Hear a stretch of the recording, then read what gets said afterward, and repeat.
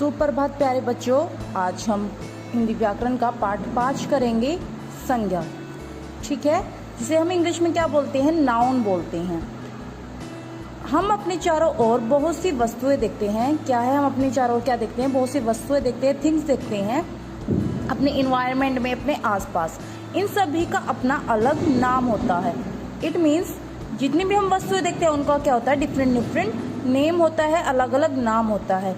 और यही क्या कहते हैं, इन्हीं को हम संज्ञा कहते हैं, यानी कि यही नाम संज्ञा कहलाते हैं। क्या कहलाते हैं, संज्ञा कहलाते हैं।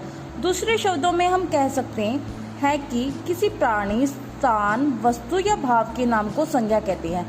अगर हमें इसको डेफिनेशन देनी हो, मतलब परिभाषित करना हो, तो हम क्या कह सकते हैं इसको दूसरे शब्दों में,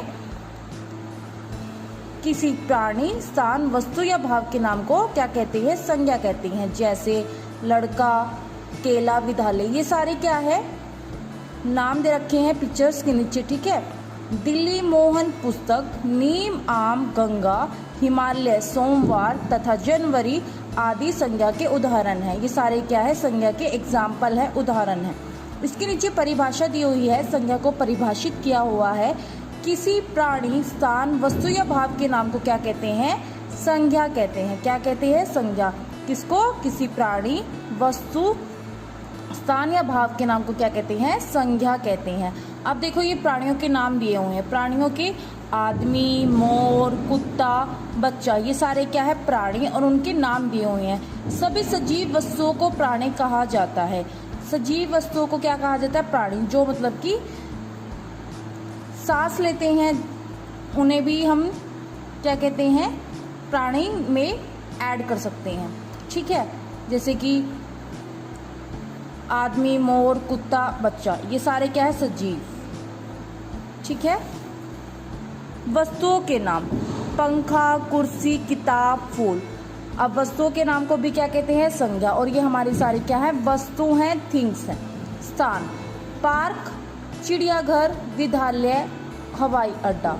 और ये किसके नाम है, स्थानों के नाम है। किसके नाम है, स्थानों के नाम है। भाव, अब देखो भावों के नाम नीचे दिया हुआ है, बुढ़ापा, सुंदरता, क्रोध, दुख, ये सारे क्या है, भाव हैं। क्या है, भाव।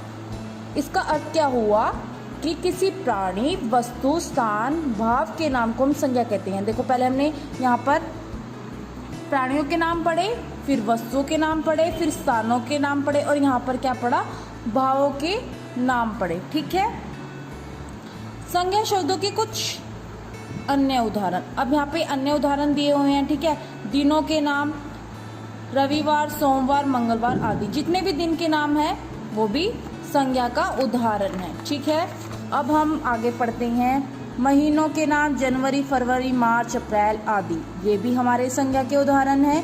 ऐसे ही शरीर के अंगों के नाम, आँख, नाक, कान, हाथ आदि, ये भी क्या है, संज्ञा के उदाहरण।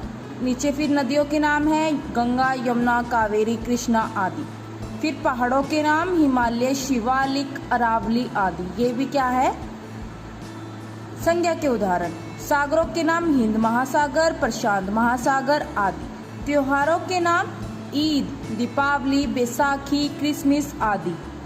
पुस्तकों के नाम, रामायण, बाइबल, कुरान, गुरु ग्रंथ साहिब आदि, ये सारे क्या दे रखे हैं, संज्ञा के उदाहरण दिए हुए हैं। आई होप आपको संज्ञा का पाठ अच्छे से समझ में आया होगा कि किसी प्राणी, स्थान, वस्तु या भाव के नाम को क्या कहते हैं, संज्ञा कहते हैं। ठीक है, क्या है, किस उन्होंने संज्ञा को कैसे डिफाइन किया हुआ है, उन्होंने संज्ञा को कैसे डिफाइन किया हुआ है कि किसी प्राणी, स्थान, वस्तु या भाव के नाम को संज्ञा कहते हैं।